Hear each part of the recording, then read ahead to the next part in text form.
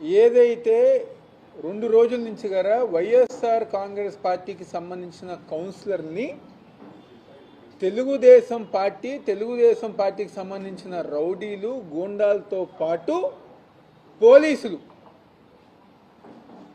వాళ్ళందరం గారా భయపెట్టి వాళ్ళ వైపుకు తీసుకునే ప్రయత్నం గత 2 రోజుల నుంచి జరుగుతుంది.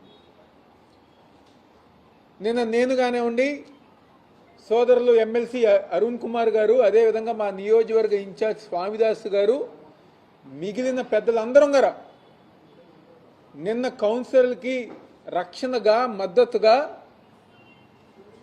నిన్న తిరువూరు మున్సిపల్ ఆఫీస్ దగ్గరికి వెళ్తే వందలాది మంది తెలుగుదేశం పార్టీ గూండాలు రౌడీలు ఎమ్మెల్యే సమక్షంలో పోలీసుల సమక్షంలో మా కౌన్సిలర్ మీద చెప్పులు విసరటం, వాటర్ బాటిల్ విసరటం, వాళ్ళని బూతులు మాట్లాడటం లాంటివి నిన్న చేశారు.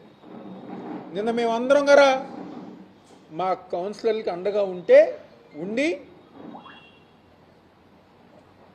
మా వైఎస్ఆర్ కాంగ్రెస్ పార్టీలో గెలిచిన 1వ వార్డు కౌన్సిలర్ నిర్మలా గారు,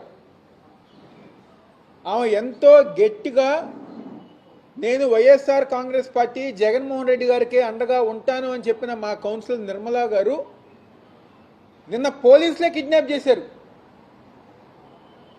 పోలీసులు తెలుగుదేశం పార్టీ గూండాలతో దౌర్జన్యంగా ఆమెని లాక్కెళ్ళి మెడలో వైఎస్ఆర్ కాంగ్రెస్ పార్టీ జెండా ఉంటే అదిగర విసిరేసి దౌర్జన్యంగా నిన్న తీసుకెళ్ళి మళ్ళీ సాయంత్రం భయపెట్టి తెలుగుదేశం పార్టీ కండువా కప్పారు.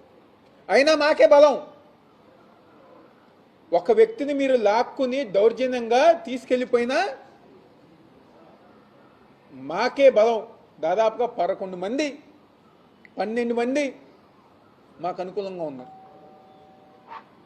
ఏదైతే ఈరోజు మళ్ళీ ఆర్డీఓ గారు ఈ రోజుకి వాయిదా వేస్తే నిన్న మధ్యాహ్నం మేమందరం, నేను ఎమ్మెల్సీ గారు స్వామిదాస్ గారు, మేమందరం గారా మా పార్టీ అధినాయకత్వంతో కలిసి చీఫ్ ఎలక్షన్ కమిషనర్ నీలం సాహ్ని గారిని కలిసి ఇలా మా కౌన్సిలర్స్ని ఇబ్బంది పెట్టారు, వేధించారు, భయపెడుతున్నారు కాబట్టి సాఫీగా ఎటువంటి ఇబ్బంది లేకుండా వాళ్ళు స్వతంత్రంగా ఓటేసే విధంగా మీరు సహకరించాలంటే నీలం సాహ్ని గారు ఒక ఉత్తరం డీజీపీ గారికి రాశారు.